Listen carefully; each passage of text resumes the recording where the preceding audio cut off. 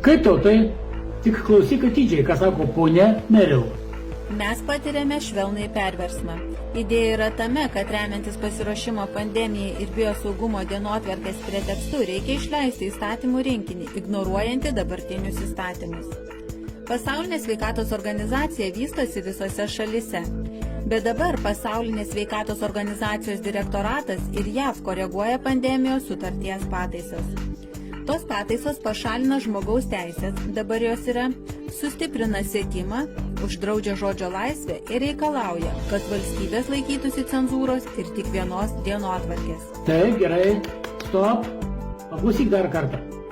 Tos pataisos pašalina žmogaus teisės, dabar jos yra, sustiprina siekimą, uždraudžia žodžio laisvę ir reikalauja, kad valstybės laikytųsi cenzūros ir tik vienos dienotvarkės. Gerai, pauzelį, dar kartą. Tos pataisos pašalina žmogaus teisės, dabar jos yra, sustiprina siekimą, uždraudžia žodžio laisvę ir reikalauja, kad valstybės laikytųsi cenzūros ir tik vienos dienotvarkės. Aš tikiuosi, tu išgirdai, ką pasakė ši ponia. Varom toliau. Kitos pataisos apima tai, kad valstybėms reikia surišti rankas.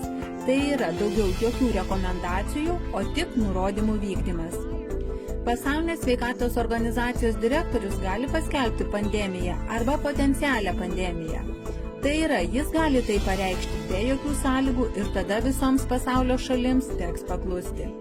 Įvesti skaitmeninius pasus. Be to, Pasaulinė sveikatos organizacija jums praneš, kokius vaistus galima vartoti jūsų šalyje, o kokių ne.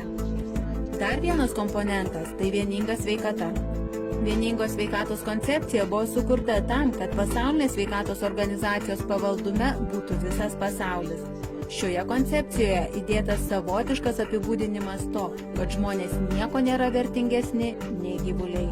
Na ir kaip to pasisakymas? Ar trūksti gyventi tokiame pasaulyje, kokį nupiešė ši ponia? Ir tai visai ne juokai, nes atkreipk dėmesį, iš kokios tribūnos jį kalba. Jei tau tai dzin, tai aš atsiprašau, kad tikrinau tavo brangaus laiko dalelę. Bet jei ne, tai kuo skubiau junkis prie projekto parinčioje visuomenėje ir pradėk kurti naują pasaulį. Pasaulį, kuriame žmogus, jo gyvybė ir jo gerbūvis bus pirmoje vietoje. Ir joks ten elementas nenurodys, ką imti į save, o ko ne.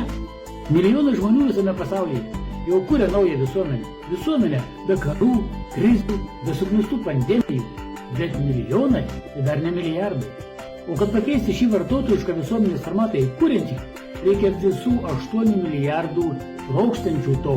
Užmesk akį į šį formą ir sužinosi, ką jau dabar gali daryti.